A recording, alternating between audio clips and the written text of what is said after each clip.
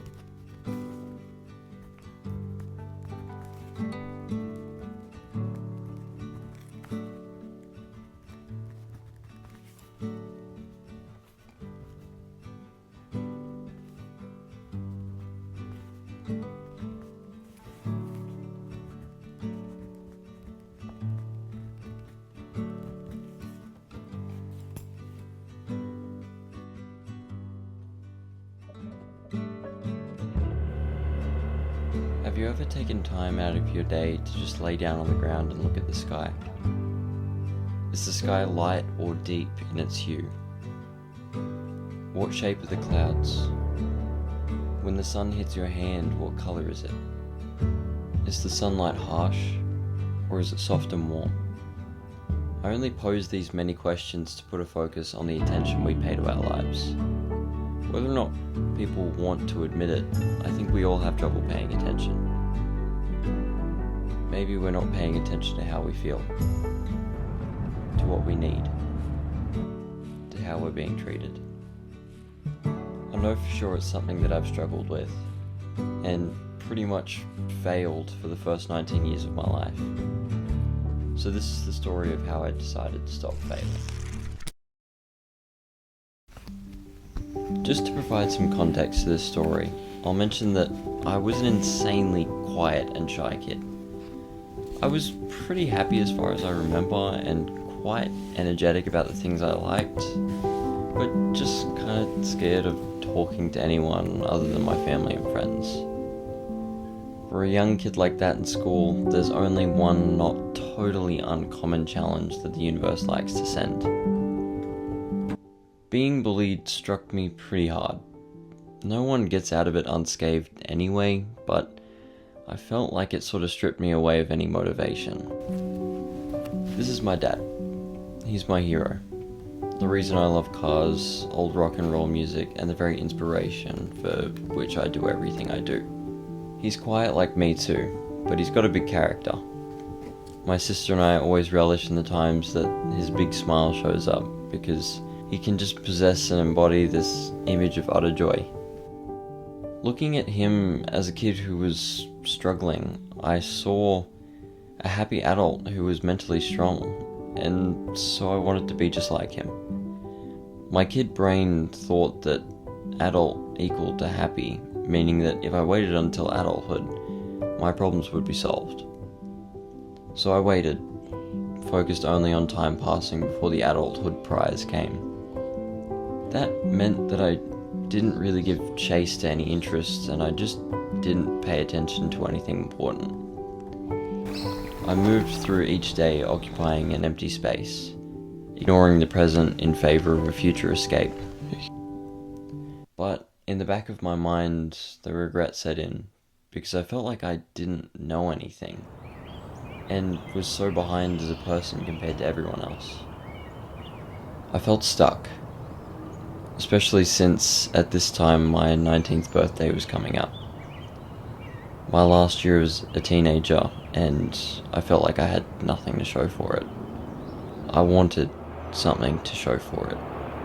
Then I thought, what if I used this last year to just go crazy and do all the things that I thought I'd do as an adult? What if I were to do 10 things in 1 year? 10 things that would irrefutably and undoubtedly just changed 19-year-old me compared to 20-year-old me, so that I would come out 1 year later as a completely different person, someone who has had broader experiences and learned to become more of themselves.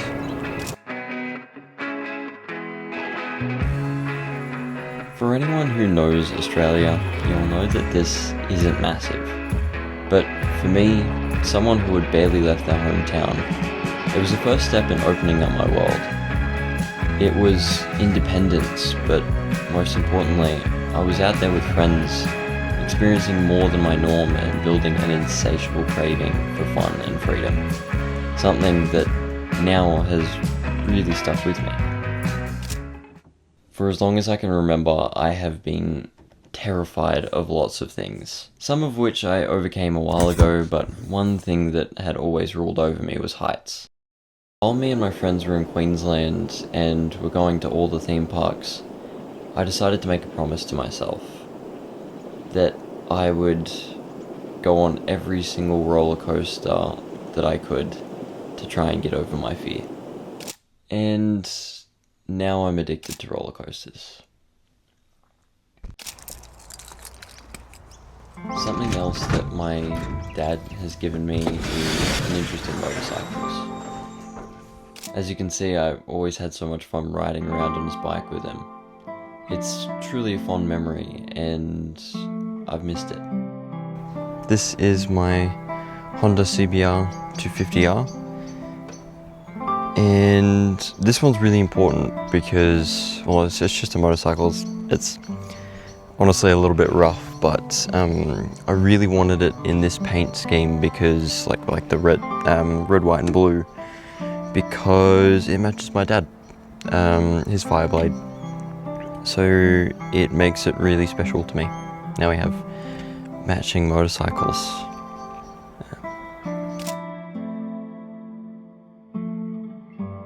Here I didn't really do as much as I would have liked, just because I didn't chase it enough. And I did get a few photography jobs here and there, like family photos, car jobs, all that sort of stuff, but yeah, I didn't do enough.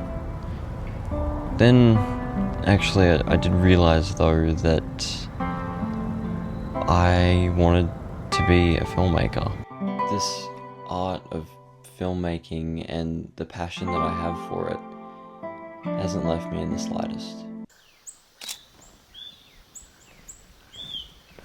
What I've really come to find over the past couple years is that I'm most at peace when I'm outside enjoying the environment. Although I love nature, one of my biggest mistakes is probably not exploring enough of it. Because Australia is a pretty nice place. It's got some great features, but you know, I really wanted to be the kind of person that could say like, oh, have you been here? Like, I know this great spot for blah. So last year I set out to look for great places, and one of them was here. And it's pretty damn beautiful. This is called Burragarang Lookout. Essentially what it is, well, obviously like a plateaued area. I can't remember how it happens naturally, but this all used to be a town a long time ago, down in the center of that valley. And for reasons unknown to me, they flooded it, and made, personally for me, one of the most beautiful pieces of nature I've ever seen. To me, books are so pure and emotive. Within their pages you can find complete encapsulations of incredible human experiences, and I just love that. to be completely honest, I definitely don't read as much as I should, because I'm pretty slow. Although, I really wanted to give it a shot to try and get through my entire to-be-read list. And I failed, because the list just got bigger and bigger and bigger. But I did read more this year than I had throughout the entirety of high school, so for me that's a win. I just wanted to quickly share though, I think this was my favourite book of the entire year. And I am cheating a little bit because I have read this book before. And then I read it again maybe 2 or 3 times this year. But that's because I think now it's just like my favourite book of all time. The way that the author Mary Shelley was able to like condense a really deep understanding of humanity and technology into a sci-fi genius story is just kind of unmatched. So I just thought I'd share that. If you haven't read Frankenstein, seriously, go read this book. It's a little, old, but it's fantastic. It's brilliant. Do it. I have never really been happy with my physical health. As a kid, I was a bit chubby, and then as a teenager, I was pretty skinny. I was on a camping trip with some friends and we decided to go kayaking, as people usually do. And it was a lot of fun. I really like it, but what I really badly noticed was I couldn't keep up with any of them. I struggled a whole lot just to stay at the same level.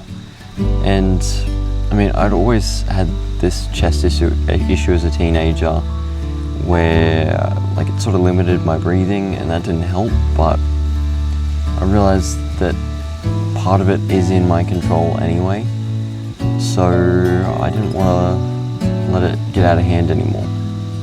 And I got into the gym, went from around about 50 kilos to 60, 65, and I feel better than ever. As a kid, I was really into rom-coms. Stuff like 10 Things I Hate About You and She's All That. I guess I was just sort of enchanted by the thought of love. It made me pretty excited to think about growing up and looking for what was in the movies.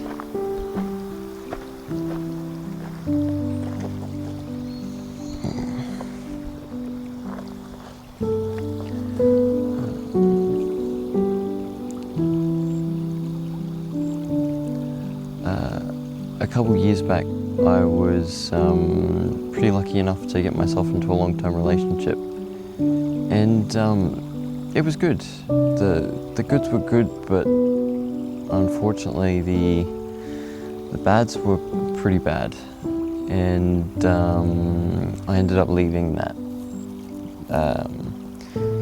And to be honest, it left me feeling a bit drained, a bit unmotivated, and a bit lost. So I decided to really shut that part out.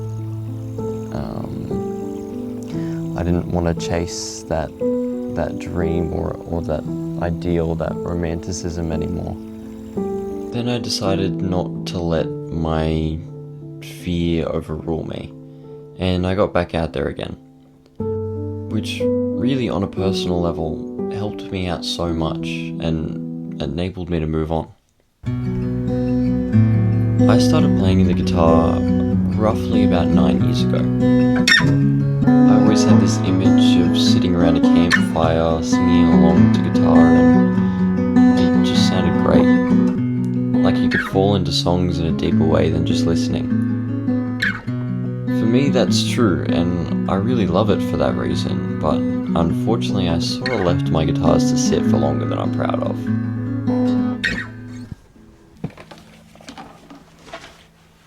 I couldn't let that skill go. So I decided within the last year to just pick it up again. And instead of just picking it up again, actually, I wanted to learn how to write and improvise, I guess. And I'm still not very good at it. I don't know musical theory like at all. But yeah, anyway, this is a little thing that I cooked up, I guess.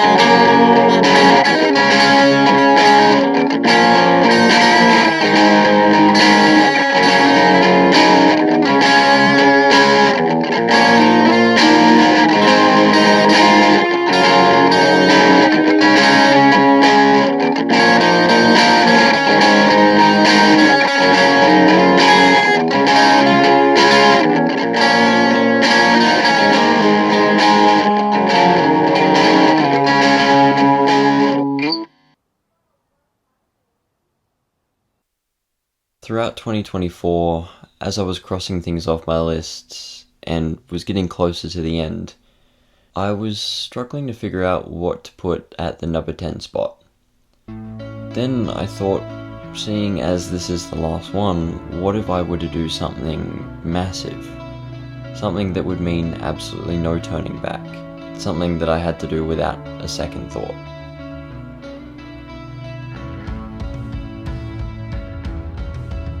The one thing that had limited me my entire life was crippling introversion and social anxiety. I didn't want to let that hold me back anymore. I took myself to my absolute number one bucket list destination, Japan. And while I was there, I stayed in capsule hotels, ate Michelin-star food with strangers from all over the world. I shopped my heart out, met amazing people, and saw an entirely different part of the world than the one I'm used to. It was just the best thing I've ever done, and getting over my introversion and social anxiety was the most liberating experience I think I'll ever feel.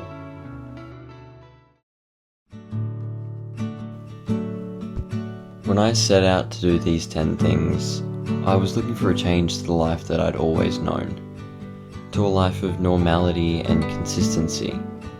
In a world where it becomes increasingly difficult for us to hold our focus, I learned last year what it was like to take initiative and really go after what I didn't have in focus. And it completely changed my life. I was able to have experiences that I never had in the previous 20 years, all because I just paid a little bit more attention. I turned 20 on the 2nd of November, 2024. Now, 2024 was not perfect. Neither was I.